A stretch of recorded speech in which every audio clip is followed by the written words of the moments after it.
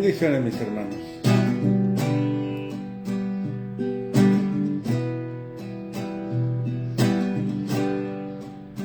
Mi alma estaba rota y herida, pero tu gracia la restauró. Manos vacías que tú llenaste, soy libre en ti, soy libre en ti. Sublime gracia del Señor, que un pecador salvó. Fui ciego, mas hoy veo yo, perdido y Él me halló. Ahora puedo ver sus ojos de amor. Quebrantado fue para darnos su salvación.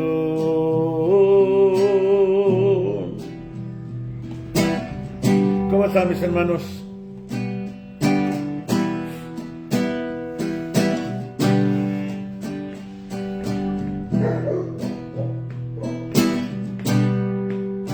Tú no me juzgas por mis fracasos, tú me aceptas tal como soy.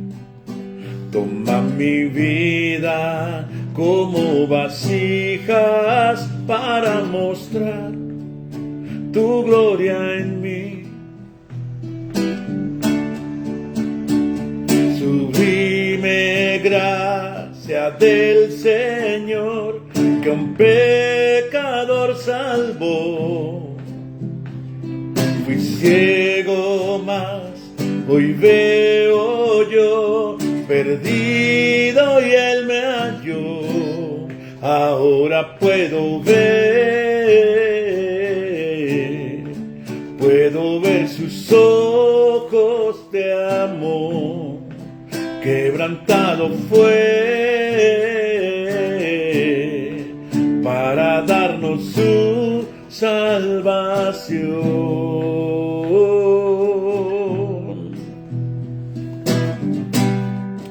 Esa es la confianza que tenemos, que si nos acercamos al trono de la gracia, Él no nos juzga, no nos condena, nos acepta tal como somos. Y no solo nos acepta, no solo no nos juzga, nos bendice, nos da de sus dones, de sus regalos. Sublime gracia del Señor, que un pecador salvó. Fui ciego, mas hoy veo yo, perdido y Él me halló. Ahora puedo ver sus ojos de amor. Quebrantado fue para darnos su salvación.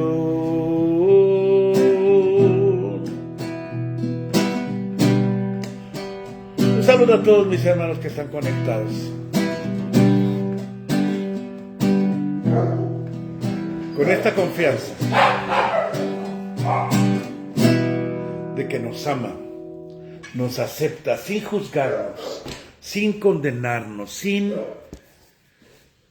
señalar nuestras fallas o nuestros errores. Nos limpia con mucho cuidado, nos purifica, nos bendice, nos abraza. ¡Qué bendición! Estamos leyendo capítulo 14 y capítulo 15. Hoy no está mi esposita conmigo, por eso escuchan los perros que ladran, porque ella es la que los controla y los lleva al patio. Se siente un poquito mal mi esposa, entonces estoy solito, pero con ustedes y con el Señor. Capítulo 14 de Corintios. ¿Qué tal? ¿Ya leyeron? ¿Ya leyeron 14 de Corintios? Procuren pues tener amor y al mismo tiempo aspiren a que Dios les dé dones espiritualmente. Fíjate la frase con la que empieza este versículo del capítulo 14, versículo 1. Procuren. ¿Qué es lo que procuren? Tener amor. Procuramos tener amor. Eso es lo que debes de procurar. Procurar significa poner como prioridad o buscar, ponerlo como prioridad y hacerlo. Si te digo, procura que cuando llegue esté barrido y trapeado, significa que vas a dejar otras cosas y vas a darle prioridad a eso que te pedí. Y dice después, aspiren. Ya aspirar es un poquito pasivo, porque aspirar es pedir, es desear, es anhelar los dones espirituales. Entonces, procuramos el amor, aspiramos a los dones espirituales. Es decir, no te obsesionas por los dones espirituales. Procuras el amor.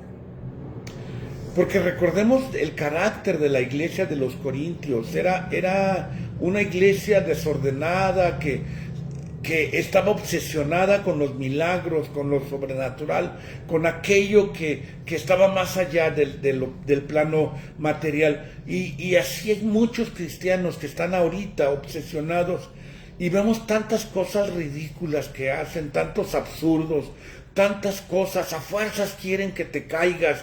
No te tienes que caer a fuerzas, hermano. No te tienes que caer a fuerzas. O sea, no tienes que brincar, no tienes que hacer nada. Procura el amor. Eso es lo que debes de estar enfocado. Procura el amor. No te obsesiones con los dones espirituales. Dice, especialmente el de la profecía. Y comienza a hablar el apóstol Pablo, comienza a hablar sobre lo que es el hablar en lenguas. En el capítulo 12 leímos que no todos hablan en lenguas, no es fuerza que hables en lenguas, son dones espirituales. Y fíjate muy bien, no es más espiritual el que habla en lenguas que el que no lo habla. No es más ni es menos nadie. Entonces, no debe de obsesionarte, es un don inmerecido, un regalo de Dios. Si Dios te bautiza o te bendice o te da el don de lenguas, está bien. Si no te lo da, no te preocupes. Dice, ahora, si aspiras a un don, es mejor que aspires al don de profecía. ¿Qué es el don de profecía? Es hablar inspirado por el Espíritu de Dios. Hay tanto desorden en esta área, hermano. Hay tanta manipulación de personas sin escrúpulos que persiguen únicamente la fama, la gloria del hombre, el dinero, que manipulan a personas con este supuesto don de profecía, pero no es más que una manipulación. Hay tantas iglesias que se obsesionan con todo esto. Y el pastor quiere a fuerzas tirar a la gente, y la gente quiere ser tirada.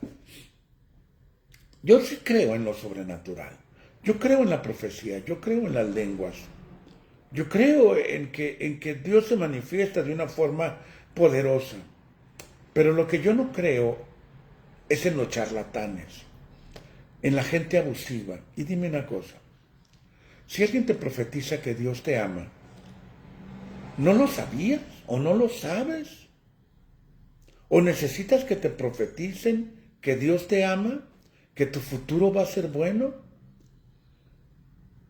Cuando tú hablas inspirado por el Espíritu Santo, todo el tiempo, cuando predicas, cuando oras, cuando saludas, traigo un estornudo que quiere hacerme estornudar. Cuando tú hablas inspirado por el Espíritu Santo, cuando platicas, cuando oras, cuando predicas, cuando enseñas, cuando vives, es notorio que esa palabra viene de Dios. Sin que digas la faramaña, el escándalo. Así dice el Señor. No necesito decir así dice el Señor para que tú sientas que lo que hablo viene de parte de Dios. ¿Sabes cuántas veces he escuchado que dicen, ay, esta predicación parece que al pastor le dijeron que era lo que yo tenía? Parece que al pastor le chismearon lo que me pasaba. ¿Por qué? Porque es el Espíritu Santo el que habla. Sin hacer este teatro de palabra profética. Y luego hay unos que hasta, no, yo no creo en las borucas. Yo no creo en el escándalo, en el show. Yo creo en la vida del Espíritu. Y cuando Dios nos inspira a hablar, cuando Dios nos inspira a orar, cuando Dios me inspira a abrazar a alguien, es un abrazo que viene de parte de Dios. Entonces el apóstol Pablo está como queriendo equilibrar a la iglesia de los Corintios para que no estén buscando ese show o estén buscando ese teatro, para que la gente esté estable emocionalmente, espiritualmente, y que cuando una persona entra a la iglesia, no digan están locos, sino diga aquí se mueve el Espíritu de Dios. Voy a quitarle el silencio a mi celular porque, ay, perdónenme, ay, no sé cómo hacer esto. Ya, creo que ya. Que me llegan mensajes y me obstruyen la pantalla. Y el apóstol Pablo habla acerca de las lenguas y dice, si yo oro en una lengua extraña, es verdad que estoy orando con mi espíritu, pero mi entendimiento permanece estéril. Entonces, ¿qué debo de hacer? En la iglesia, dice el versículo 19, prefiero decir 5 palabras que se entiendan para enseñar así a otros que decir 10,000 palabras en lengua extraña. Hermanos, no piensen ustedes como niños, sean como niños para lo malo, pero sean adultos en su modo de pensar. Porque cuando la iglesia, versículo 23, porque cuando la iglesia se encuentra reunida, si todos están hablando en lenguas y entra una persona común y corriente o un no creyente, creerá que ustedes se han vuelto locos. Y vemos tantos videos, ahora que es tan fácil, les voy a dar un consejo a los que me están escuchando. Cuando sea de 8 a 8:30 no me manden WhatsApp porque obstruyen la transmisión, ¿bien? Ahora que es tan fácil de alguna manera grabar y publicar y transmitir en vivo, muchas veces hay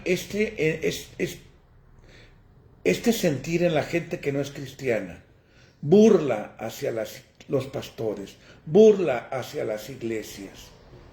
Es verdad que el mensaje de la cruz es locura, pero no es ridícula, mi hermano, no es ridícula. Hagamos las cosas bien conforme a la palabra. Dios te dio el don de lenguas, utilízalo en tu casa, no en la iglesia. Dios te habla y te da palabra profética. No tienes que hacer un show. Puedes ir y a decirle a tu hermano, Dios está contigo, Dios te ama. Dios va a hacer contigo cosas grandes. También si Dios te dio esa palabra. Sin hacer escándalo, sin hacer show. Que la iglesia sea una iglesia de orden. Dice el apóstol Pablo. Así, hermanos, aspiren al don de profecía y no prohíban que se hablen lenguas, pero háganlo todo decentemente y con orden. Esta es la vida de la iglesia. Esto es la vida de la iglesia. Hagamos todo para edificar, no para autoexaltarnos. Hagamos todo para edificar. Hagamos todo para que la iglesia sea bendecida, no para que yo sea exaltado. Si hacemos esto, el reino de Dios va a crecer y se va a extender. Ahora, quiero hablarte del capítulo 15, que está muy interesante. Ahora, hermanos, quiero que se acuerden del evangelio que les he predicado. Este es el evangelio que ustedes aceptaron y en el cual están firmes. También por medio de este evangelio se salvarán si se mantienen firmes en él, tal como yo se lo anuncié, de lo contrario habrán creído en vano. En primer lugar, les he enseñado la misma tradición que yo recibí, a saber, que Cristo murió por nuestros pecados. Fíjense, este es el evangelio en el cual creemos. Cristo murió por nuestros pecados, según las Escrituras, que lo sepultaron y que resucitó al tercer día. Esta es la base de nuestro evangelio, que creemos que Jesús murió, fue sepultado y resucitó. Porque los corintios estaban ahí dudando de si Cristo había resucitado, y algunos decían que no había tal resurrección. Y dice el apóstol Pablo, ¿cómo vamos a creer que no hay resurrección? Si no hay resurrección, entonces vana es nuestra fe. Es decir, mi fe se basa en esta verdad, que Cristo murió y resucitó por mí. Entenderlo esto es lo que me produce a mí la salvación. Y dice, después se apareció a más de 500 hermanos a la vez, la mayoría de los cuales vive todavía, aunque algunos ya han muerto. Es decir, Dios dejó muchos testigos de la resurrección de su Hijo Jesucristo.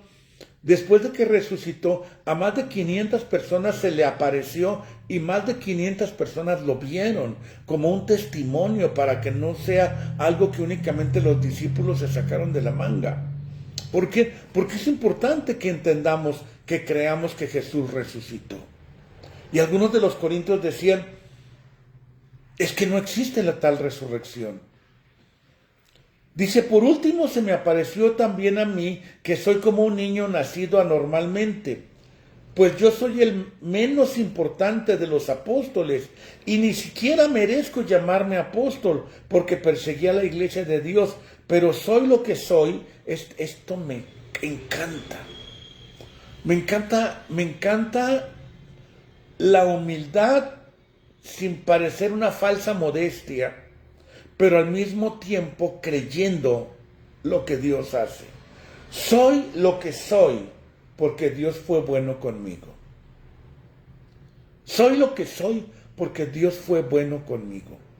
El apóstol Pablo tiene una conciencia y una convicción de que es Dios en él el que lo produce, que es Dios el que le da la capacidad, que es Dios el que lo lleva por ese camino de excelencia.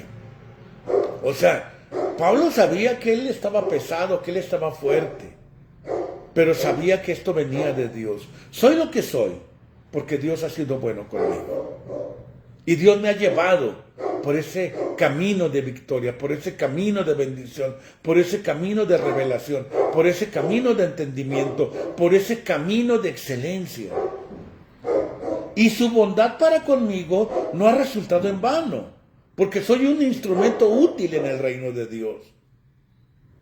Soy un instrumento útil en el reino de Dios. Es lo que Pablo sentía. Al contrario, he trabajado más que todos ellos, aunque no he sido yo, sino Dios que en su bondad me ha ayudado.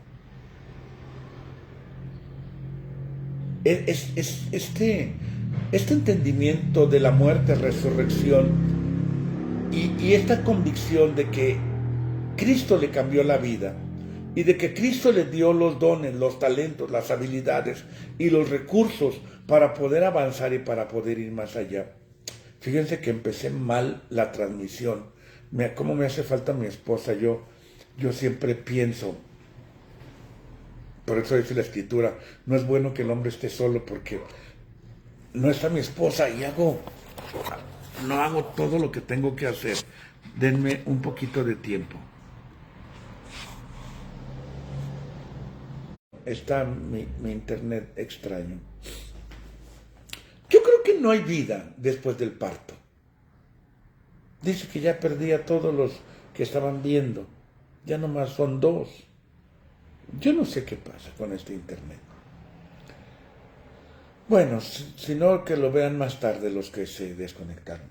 Y le decía, yo creo que ya no hay vida después del parto. Yo creo que tú estás creyendo una fábula, un cuento, que personas han inventado. Yo creo que la vida es esta que tenemos aquí y después del parto no hay nada. Y le decía el otro gemelito, fíjate que te equivocas, yo creo que sí hay vida después del parto. Y quizá vamos a poder utilizar estas manos y estos pies. Ay, ¿cómo crees? Le decía el gemelito. ¿De veras que te crees los cuentos, las fábulas? No hay nada después del parto. Estas manos y estos pies no fueron hechos para caminar. Yo creo que sí, le decía el otro. Y quizás nuestra mamá nos va a cuidar y nos va a alimentar, no por esta tripita, sino nos va a alimentar por la boca. Le decía, ¿cuál mamá? ¿De verdad tú crees en la mamá? No hay ninguna mamá. No, sí hay mamá. Y le decía otro gemelito, ¿y dónde está? A ver, yo no la veo. Y le decía el gemelito que sí creía, es que se siente la mamá. Yo siento que nos rodea, siento su presencia. Son puras figuraciones tuyas, les decía el incrédulo. No existe la mamá. No hay nada después del parto. Esto es todo lo que tenemos. Cuando se acaba la vida aquí, se acabó y ya no hay más. Y el otro gemelito le decía, no, sí creo en la mamá. Y sí creo que hay vida después del parto. Y le decía el gemelito incrédulo, ¿y por qué nadie ha regresado aquí para decirnos lo que hay después del parto? Y esa reflexión me hizo pensar en lo mismo que piensan algunos cuando dicen no hay Dios, si estamos dentro de Él. Cuando dicen no hay nada después de esta vida. Cuando hay una vida abundante después de la muerte. Claro que hay algo después de la muerte. Por eso decía el apóstol Pablo, para mí el vivir es Cristo y el morir es ganancia, porque yo sé lo que va a venir después de. Porque viene la verdadera vida, viene lo verdadero, viene lo real. Por eso es que no debe de afligirte la muerte. Por eso dice el apóstol Pablo, no deben de llorar como los que no tienen esperanza, no deben de llorar como aquellos que no tienen esa confianza de que hay algo después de la muerte. Cuando nosotros, mis hermanos, tenemos esta confianza de que Cristo resucitó, y como Cristo resucitó, yo voy a resucitar. Y sé que hay, después de esta vida, hay algo mejor, y viene la verdadera vida. Por eso, cuando parte un ser querido, sabemos que un día lo vamos a encontrar. Y un día vamos a estar juntos. Por eso, cuando se acerque la hora de nuestra muerte, vamos a poder estar tranquilos, sabiendo que es un parto. Es un parto. O sea, vamos a nacer otra vez en un cuerpo glorificado, en un cuerpo nuevo. Cuando dice lo que se entierra es un cuerpo material, versículo 44, lo que resucita es un cuerpo espiritual. Si hay cuerpo material, también hay cuerpo espiritual. Y les digo un misterio, versículo 51. Quiero que conozcan el designio secreto de Dios. No todos moriremos, pero todos seremos transformados. En un momento, en un abrir y cerrar de ojos, cuando suene el último toque de trompeta, porque sonará la trompeta y los muertos serán resucitados para no volver a morir y nosotros seremos transformados. Pues nuestra naturaleza corruptible se revestirá de lo incorruptible y nuestro cuerpo mortal se revestirá de inmortalidad. Y cuando nuestra naturaleza corruptible se haya revestido de lo incorruptible y cuando nuestro cuerpo mortal se haya revestido de inmortalidad, se cumplirá lo que dice la Escritura: la muerte ha sido devorada por la victoria. ¿Qué te parece? Esa es la esperanza que tenemos en Él. Esa es la confianza que tenemos en Él. Que un día vamos a poder estar delante del Señor y vamos a poderle ver cara a cara. Y vamos a poder entender que hay vida después del parto. No te aflija, que no te aflija la muerte. Es solamente un cambio de residencia, pero luego nos vamos a volver a encontrar. Los que se han ido antes que nosotros están allá con el Señor. Es que ya fue el parto para ellos.